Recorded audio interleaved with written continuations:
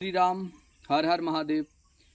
प्रिय भक्तों, आज हमारे बीच में हैं उगाई खेड़ा पंछी धाम के महंत श्री कैलाश शास्त्री जी।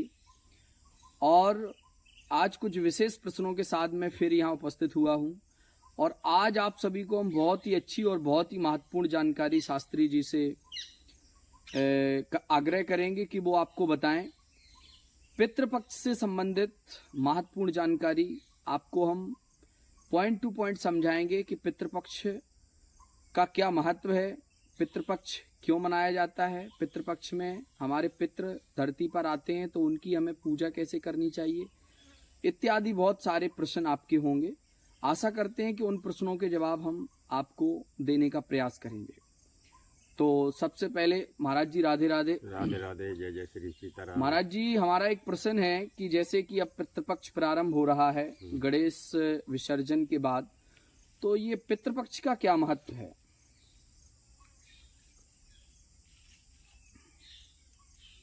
पितृपक्ष की यह स्थिति है कि प्रत्येक मनुष्य के ऊपर 3 ऋण रहते हैं जी। पितृ ऋण, ऋषि ऋण जी और देव ऋण। जी। तो अपने शास्त्रों के अनुसार, सनातन वैदिक पद्धति के अनुसार, ये 15 दिन पितरों को प्रसन्न करने के लिए निश्चित हैं जी। और इन पितर पक्षों में जो व्यक्ति अपने पितरों को प्रसन्न करने के लिए वैदिक पद्धति के अनुसार, सनातन धर्म की पद्धति के अनुसार बताए गए कार्य को करते हैं जी, तो पितृ लोग प्रसन्न हो जाते हैं। और जब प्रेत प्रसन्न हो जाते हैं तो सारे करने वाले परिवारीजन प्रगति की ओर बढ़ते हैं, प्रगति होती है सबकी जी। और पितर लोग उन्हें आशीर्वाद प्रदान करते हैं। इसलिए 15 दिन जो पितरपक्ष बताए गए हैं, जिनमें 16 श्राद्ध होते हैं जी, उनमें यह पितरों को प्रसन्न करने के लिए जो उपाय बताए हैं, उन उपायों को करना चाहिए। क्योंकि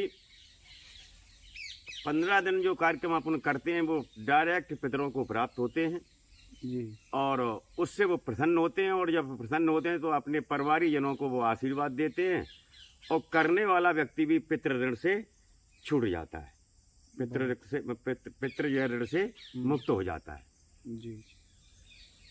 जैसा कि महाराज जी बता रहे हैं कि जो 15 दिन होते हैं लगभग, प्रतिपदा श्राद्ध प्रारंभ होती है और उसके बाद अमावस्या, जो पितृमोक्ष अमावस्या होती है, वहां तक चलते हैं।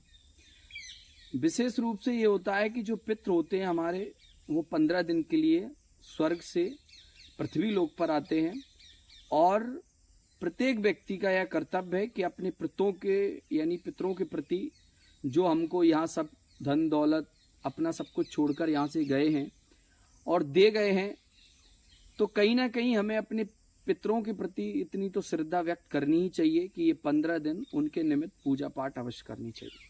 तो महाराज जी ने बताया कि ये 15 दिन जो होते हैं, आने वाली प्रतिपदा श्राद्ध से लेकर के और अमावस्या, जो पितृमोक्ष अमावस्या पड़ रही है 18 लगभग 14 अक्टूबर को है, तो इस 14 अक्टूबर तक प्रत्येक व्यक्ति को अपने पितरों के प्रति समर्पण भाव से उनको जो तर्पण वगैरह होता है वो करना चाहिए। महाराज जी, मेरा एक प्रश्न है कि ये जो पितृ होते हैं, ये पितृ जो है मृत्यु के बाद पितृ बनते हैं या और भी कोई श्रेणियां होती हैं पितरों में, या किस प्रकार के लोग पितृ बनते हैं हमारे? जैसे मान लो कोई कहता है कि हमारे दादा दादी तो अभी हैं, जीवित हैं, तो वो कैसे पितृ हुए, कैसे हमें पितृदोष हुआ? तो इसका मतलब ये है कि दादा दादी से संबंध है या उससे भी पहले जो हमारे पूर्वज जिनका देहांत हो गया, क्या वो भी हमें परेशान कर सकते हैं? उसके लिए ये व्यवस्था है कि अपने यहाँ शास्त्रों के अनुसार एक पितरलोक है जी। और यहाँ से व्यक्ति जो जाता है तो उसे कर्म के अनुसार फल मिलता है। जी जो जैसा कर्म करता है उसके अनुसार उसे फल मिलता है। जी तो पितृलोक में जाकर के जो है यदि उनके कर्म अच्छे हैं और उनके परिवारी जन यदि उनके अंतिम समय की क्रियाएं जो होती हैं और जो दैहिक क्रियाएं जिसे कहते हैं, यदि वो क्रियाएं ठीक से करें तो उनके पितरलोक यानी उनके पूर्वज जो है पितरलोक में पहुंचते हैं जी और वहाँ प्रसन्नता से वो निवास करते हैं।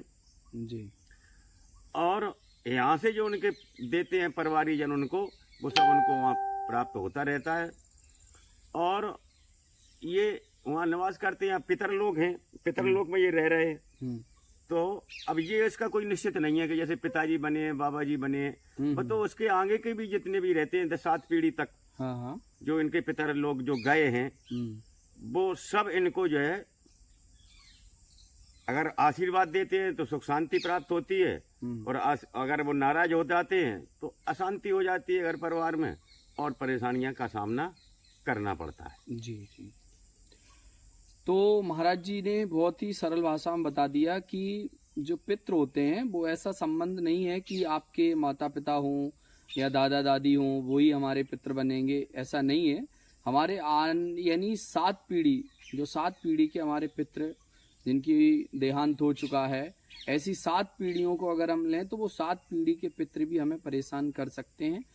उनकी शांति के निमित्त हमें ये श्राद्ध और इनमें जो श्राद्ध कर्म होते हैं जैसे तर्पण है, नारायण बलि है, त्रिपिंडी श्राद्ध है, कई लोग गया जी जाते हैं वहाँ भी श्राद्ध करते हैं। तो इस तरीके के जो अनुष्ठान हैं उनके वो करवाना चाहिए। ये बहुत अच्छी बात है क्योंकि पितृ कहीं ना कहीं हमारे बीच ही रहते हैं अदृश्य रूप में, यानी पराशक्ति जिसे हम कहें। तो ये जो पराशक्ति के रूप में हमारे साथ विराजमान रहते हैं, केवल हम उनका एहसास कर सकते हैं, उन्हें प्रत्यक्ष में देख नहीं सकते, लेकिन हमारे ही बीच में विद्यमान रहते हैं। उन्हीं की वजह से हमारे जीवन में कई हलचल होती रहती हैं, कई समस्याएं होती हैं, कई लोग भूत बाधा से परेशान हो जाते हैं, कई लोगों को गृह में समस्या हो जाती है, घर में समस्या होने लगती हैं, लड़ाई झगड़े इत्यादि बहुत सारी समस्याएं हैं। और आज के समय में एक पितृदोष आम कारण बना हुआ है। तो इसके लिए सबसे बढ़िया है कि आप अपने पितरों को प्रसन्न करिए। तो महाराज जी मैं चाहूँगा कि आप अपने भक्तों को एक कोई सरल सा उपाय बता दें पितृपक्ष में, जिससे उनके जो पितृ हैं वो बस प्रसन्न हो जाएं, मतलब साधारण सा कोई उपाय। तो उसके लिए उपाय ये है, सबसे पहले तो ये समझना चाहिए कि हमारे पितर लोग जो है हमसे नाराज हैं या प्रसन्न हैं। हाँ, ये अपन को पहले जानना है जी। तो अब लोग ये भी कहते हैं और ऐसा शास्त्रों में ज्योतिष शास्त्र इत्यादि में बताया भी गया है कि पितर योग बन जाता है कुंडली में। हाँ। तो विद्वान लोग शास्त्रों के अनुसार, ज्योतिष शास्त्र के अनुसार उसमें देखते हैं ये पितर लोग बनता क्या है जी। कि जब एक गुरु ग्रह होता है जी, और गुरु ग्रह के साथ में अगर 2 क्रूर ग्रह और बैठ जाते हैं तो पितर योग बन जाता है जी। दूसरा, चौथे घर में, 8वें घर में, 12वें घर में अगर गुरु बैठ जाता है तो पितर योग बनाता है जी। तीसरी बात, शत्रु के घर में बैठ जाए तो पितर योग बन जाता है। तो विद्वान लोग जो है इस प्रकार से कुंडली देख करके जान लेते हैं कि इनकी जो है इनके ऊपर पितर योग जी चल रहा है, इनकी कुंडली में पितर योग है, इसलिए ये व्यक्ति परेशान है। ये तो विद्वान लोग जानते हैं तो वे बताते हैं, लेकिन स्वयं को कैसे जानना चाहिए जी। उसके लक्षण ये होते हैं, घर में जब पितर नाराज होते हैं तो घर में अशांति होती है जी। परिवार में आपस में तकरार की स्थिति बनती है जी। आपस में लोग लड़ने झगड़ने लगते हैं जी। कोई भी काम सुचारू रूप से प्रगति की ओर नहीं जाता जी। घर में नाना प्रकार की इतनी जो है यादी व्याधियां आ जाती हैं उन पितरों के नाराज होने पर कि लोग जो है इतने परेशान हो जाते हैं कि मरते नहीं हैं लेकिन मर जात पर पहुंच जाते हैं। बिल्कुल। अब तो ये तो स्थिति उनकी हो गई, अब उनको प्रसन्न कैसे किया जाए जी। तो उसके लिए ये उपाय बताए हैं। हमारे यहाँ शास्त्रों में बहुत से, लेकिन सबसे सरल उपाय ये है कि अभी पितरपक्ष 29 तारीख से लगने वाले हैं जी तो वैसे तो सबको करना चाहिए पितरों के लिए, जी लेकिन जिनके कुंडली में पितर योग चल रहा है, जिनके पितर नाराज हैं, तो भी विशेष रूप से करें। जी करना क्या है, ये 15 दिन में अपन को कि जैसे प्रतिपदा को हमारी पूर्णिमा को पितरपक्ष प्रारंभ हो जाते हैं, प्रथम श्राद्ध जी माना जाता है, तो उसको अपने श्रद्धा भाव से, उदार मन से पितरों के प्रति श्रद्धा भाव का जो है भाव रखते हुए और जो है पहले ही दिन से प्रतिपदा से यानी पूर्णिमा से ही श्राद्ध प्रारंभ करें। श्राद्ध की स्थिति ये होती है कि उनको बढ़िया जो है पिंड प्रदान करें जी और यदि एक पावरण श्राद्ध होता है, यदि पावरण श्राद्ध कर लिया है पितरों के प्रति तो उन्हें जो है जलदान करें, पिंडदान करें और जब श्राद्ध करें उनकी जिस दिन तिथि हो उस दिन जो है ब्राह्मण भोजन कराएं।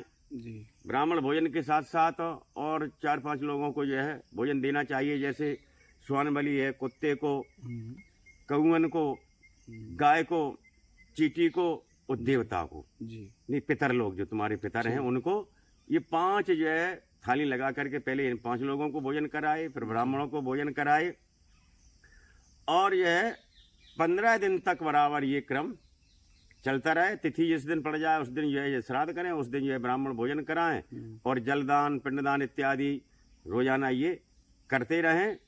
ऐसा करने से क्या होता है कि पितर लोग जो है प्रसन्न हो जाते हैं और ये उन्हें आशीर्वाद जो है प्रदान करते हैं, तो घर में जो भी जो है नकारात्मक ऊर्जा चल रही थी वो सब दूर हो जाती है और पितर लोग प्रसन्न हो जाते हैं, आशीर्वाद प्रदान करते हैं, तो सारे काम बनने लग जाते हैं। जी बहुत सुंदर। महाराज जी ने काफ़ी अच्छी बातें बताई पितरों से संबंधित। उन्होंने कहा कि पूर्णिमा से यानी प्रतिपदा श्राद्ध जो होता है वहाँ से आप प्रारंभ कर सकते हैं और सबसे आसान यही है कि हमें उन्हें जो तर्पण करते हैं, सुबह जल देते हैं, तो उसमें आपको 1 लोटा जल और थोड़ा सा काले तिल, चावल और नहीं हो तो जो हवन सामग्री आती है वो हवन सामग्री बनी हुई उसमें डाल दें, क्योंकि पिंड उसी के बनते हैं, तो उसमें डाल दें, कुछ मीठा डाल दें और संभव हो तो गंगा जल भी मिला लें और सुबह नहा धो के और सूर्य को आप अर्घ दें। लेकिन ध्यान दें आपको एक कुसा लेनी है, साथ में एक कुसा आपको बढ़िया ताजी लाना है कहीं से और कुसा को हाथ में लेकर के और इस तरह के सूर्य को जल देना है। सूर्य को जल चढ़ाने से आपके पितरों को प्राप्त होगा। तो ये छोटे छोटे उपाय हैं, अगर आप करेंगे तो आपको 100% लाभ होगा। तो पितृ पक्ष जो प्रारंभ हो रहा है उसमें आप सभी अपने पितरों के निमित्त श्रद्धा भाव से बताए हुए उपाय और जैसा आप करते हैं उस पद्धति के साथ, क्योंकि आपकी पारंपरिक यदि कोई पद्धति है तो उस हिसाब से भी आप कर सकते हैं और नए तरीके से तो यही है, केवल 1 लोटा जल उसमें हवन सामग्री को मिला करके, हबी को मिला करके और सूर्य को कुसा के साथ आप अर्पण करेंगे तो उन्हें प्राप्त होगा। दक्षिण दिशा की ओर भी मोह करके आप दे सकते हैं पितरों को या फिर सूर्य की तरफ करके दे सकते हैं। तो ये छोटे से उपाय थे, आपको इनको करके आपको जरूर लाभ प्राप्त होगा।